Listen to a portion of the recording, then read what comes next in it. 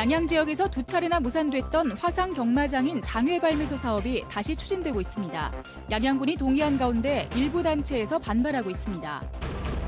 장애인 이동권 확대를 촉구하는 시가지 행진과 기자회견이 강릉에서 열렸습니다. 장애인 콜택시와 저상버스 확대 등을 요구했습니다. 6년 전 발생한 강릉 옥계 시멘트 광산 사고 현장에서 사고 방지를 위한 안전 규정이 제대로 지켜지지 않았다는 지적이 나오고 있습니다. 속초항에서 일본 기타 큐슈를 오가는 항로의 여객 운송 사업 면허가 발급됐습니다. 이달 중에 배를 인수하고 내년 상반기에 취항할 것으로 알려졌습니다. 시청자 여러분 안녕하십니까? 뉴스데스크 강원입니다. 양양 지역에서 2차례 무산됐던 화상경마장인 장외발매소 사업이 다시 추진되고 있습니다. 양양군은 낙후 지역 개발에 필요하다며 사업 신청에 동의했지만 반대 의견도 많아 논란이 예상되고 있습니다. 김영호 기자가 보도합니다. 양양군 손양면의 한 야산입니다. 최근 한 민간업체가 화상 경마장인 장외발매소와 승마체험시설을 짓겠다며 마사회에 사업 신청서를 제출했습니다. 양양군도 해당 지역 주민들의 유치 의사가 강해 민간업체의 장외발매소 사업 신청에 동의했습니다. 하지만 지역사회에서는 2015년과 2016년 2차례 추진됐다 무산된 장외발매소 사업을 다시 추진하면서 충분한 여론 수렴이 이뤄지지 않았다며 반발하고 있습니다. 2, 3년 전에 이것이 끝났다라고 우리는 생각했기 때문에 전혀 다시 생각하지 않고 있었거든요. 이게 사행성 사업이기 때문에 지역 주민들이 공생할 수 있는 부분이 되지 못하고. 양양군은 기존의 도시형 화상 경마장과 달리 승마 체험이 결합된 공원형 레저 시설이라 사행성이 강하지 않아 사업에 동의했다고 밝혔습니다. 일자리 창출과 세수 증가, 관광객 유치 등으로 지역 경제에 도움이 될 거란 입장입니다. 충분한 의견 수렴이 부족하다는 지적에 대해서는 반드시 거쳐야 하는 검증 절차가 남아 있다고 밝혔습니다. 양양군 주민 전체에 공청회를 듣도록 되어 있습니다. 그래서 그 결과를 제출해서 최종적으로 마사회에서 결정하도록 그렇게 되어 있습니다. 그래서 주민 전체에 대한 검증 단계는 아직 남아있는 상황입니다. 경기와 강원, 충청권을 대상으로 지난달 31일 장외발매소 모집을 마감한 결과 도내에서는 양양군 한 곳만 신청한 상태입니다. 화상 경마장 유치를 놓고 양양군 지역사회가 또 한 번 진통을 겪을 것으로 예상됩니다. MBC 뉴스 김영호입니다. 장애인들의 이동권이 점차 나아지곤 있지만 여전히 불편한 게 사실입니다. 장애인 이동권 확대를 요구하는 목소리가 커지고 있습니다. 배연환 기자가 보도합니다. 뇌병변 1급의 장애가 있어 외출과 이동이 쉽지 않은 장인선 씨. 출근 준비를 하고 장애인 콜택시를 호출합니다. 네, 용감동 KT로 접수해드리겠습니다. 차가 밀려있나요? 네, 지금 강릉에 지금 대기자분 앞에 3분 계세요. 평소보다 배차가 빨리 된 편이지만 호출한 뒤 30분이 지나 콜택시가 도착합니다. 이용객이 몰리는 출퇴근 시간과 주말이면 장애인 콜택시 잡기가 하늘의 별따기입니다. 7명, 8명 이렇게 막 예약이 돼 있어갖고 많이 출근 좀 늦게 할 때도 있습니다. 제가 주말에 10시에 불렀는데 거의 12시에 오더라고요. 그래서 시간 친구하고 약속을 냈는데 취소를 하고. 장애인 콜택시와 저상버스 등이 속속 도입되고 있지만 장애인들의 이동 불편이 끊이지 않고 있는 겁니다. 강원 장애인 차별철폐연대 회원들은 오늘 강릉역에서 모여 장애인 이동권 확대를 요구하며 시가지 행진을 벌였습니다. 이들은 강릉시가 중증장애인 200명당 한 대 기준으로 법정 도입한 장애인 콜택시 서비스를 65세 이상 노인과 임신부 등 교통약자에게도 개방해 이용에 불편이 많다고 호소합니다. 광역 이동 제한과 시간 제한 등을 폐지하고 운전기사 충원과 저상버스 도입을 확대해 이동권을 보장해야 한다고 주장했습니다. 우리는 원한다. 장애인이 마음 놓고 다닐 수 있는 교통수단을 만들어 달라고. 중증 장애인들이 지역사회에서 함께 살아가는데 가장 필요한 권리인 이동권 보장을 해달라고.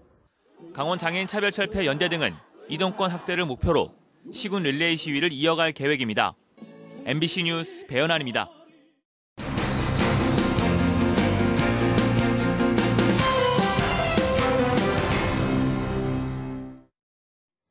강릉 옥계 시멘트 광산 사고 조사 결과에 대한 집중 취재 세 번째 시간입니다. 사고 당시 현장에서는 안전 규정이 제대로 지켜지지 않았다는 지적도 나오고 있습니다. 이용철 기자가 보도합니다. MBC 강원 영동 취재진이 확보한 사고 발생 이전 사고 현장의 채광 사진입니다. 석회석을 캐내던 광산의 가운데 부분이 아주 가파르게 깎여 있습니다. 산림 복구와 안전을 고려해 계단식으로 채굴하고 경사가 완만한 대부분의 시멘트 광산과는 다릅니다. 무리하게 석회석을 캐낸 것으로 보입니다. 우리가 거기가 처음에 시작할 때는 계단식을 했죠. 원석이 이제 많이 없다 보니 최대한으로 우리가 채석하기 위해서 아주 그 끝까지 담다 보니 너무 각도가 너무 한 90도 정도 서 있었기 때문에 우리 과실이기 때문에 그게 인재라고 저는 생각합니다. 광산보안법에는 안전을 위한 적절한 계단과 경사를 유지하도록 하고 있지만 지켜지지 않았고 사고 당일 비가 내려 붕괴 위험을 더 키운 것으로 보입니다. 낙석과 추락 등 사고 방지 시설도 설치되지 않았던 것으로 보입니다. 하지만 당시 회사 측 관계자들은 규정 위반 부분에 대해서는 모르쇠로 일관하고 있습니다.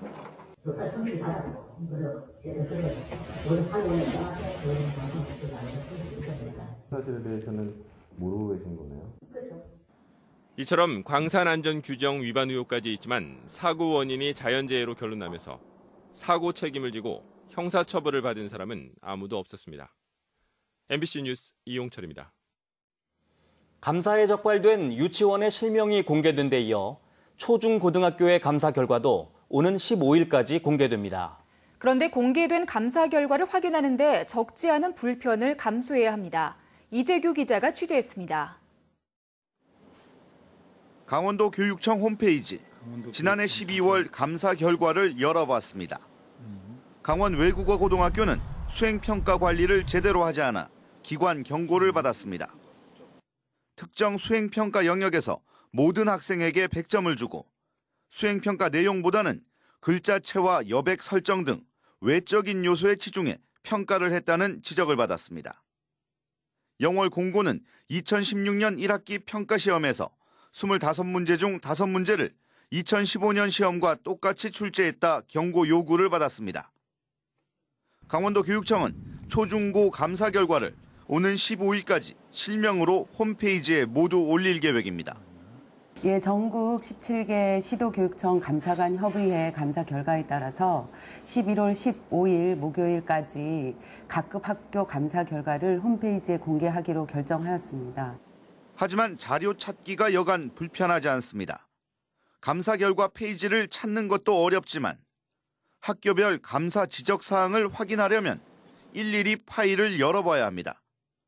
강원도 교육청은 이 같은 지적에 홈페이지 팝업 창을 통해 알리기로 했지만 학교별 검색은 여전히 쉽지 않습니다. 도내 유치원과 초중고등학교 감사 결과는 오는 15일 이전에 모두 공개됩니다. 이제는 공개를 넘어 공개된 정보 중 원하는 정보를 더 쉽게 찾게 해야 하는 시점입니다. MBC 뉴스 이재규입니다. 최근 대출을 빙자한 보이스피싱 사기 피해 신고가 평소보다 2~3배 급증했습니다. 대출 빙자형 보이스피싱의 수법이 날로 교묘해지면서 피해자가 크게 늘었습니다. 황구선 기자입니다. 대부 업체에서 24%의 고이자 대출을 받았던 A씨. 며칠 전 한 시중은행에서 최저 연이자 3%의 대출 홍보 문자를 받았습니다. 대출을 받기 위해 기존 대출금 일부를 먼저 갚아야 한다는 상대방의 말에 700여만 원을 보내고 이전 대부 업체에 전화를 걸었습니다. 돈이 송금됐다는 확인까지 했는데 실은 보이스피싱이었습니다. 얘들이 나는 이렇게 서류를 다 보낼 줄 몰랐죠. 그래갖고 뭐 작성 다 하고 다 보냈는데 그래갖고 어제 입금 시키려고 안 해주길래 오늘까지 입금해준다고 아침부터 전화하니까 전화를 안 받더라고요. 대출 이자 부담을 겪는 사람에게 저리 대출을 유도하며 돈을 가로채는 이 보이스피싱의 첫 단계는 저이자 대출을 홍보하는 문자나 전화를 불특정 다수에 돌리는 겁니다. 돈이 필요한 누군가가 연락하면 은행과 금융당국을 사칭하며 의심을 차단하고 핸드폰 인증신청서 앱을 설치하게 합니다. 설치 즉시 악성 코드가 심겨져 금융기관에 거는 전화들이 범죄 조직으로 연결돼 확인 전화를 해도 꼼짝없이 속게 됩니다. 고객님께서 보유 중이신 채무 일부를 고객님께서 직접 상환 처리하셔서 공무승인권으로 당일 중으로도 수령 가능하다고 말씀하시거든요. 혹여나 이제 오해하실까 봐 말씀드린 건데 저희 쪽으로 납부하시는 거 절대로 아니세요. 좀 연락하셔가지고.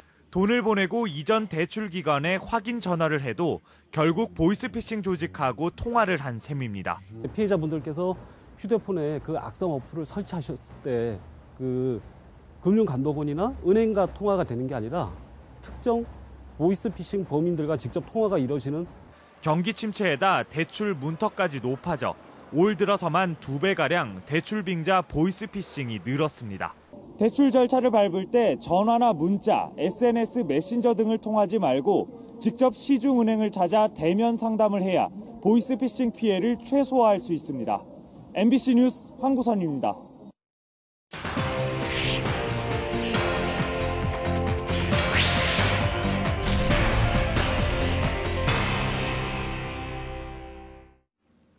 속초항에서 일본 기타 큐슈를 오가는 항로의 운항면허가 발급됐습니다.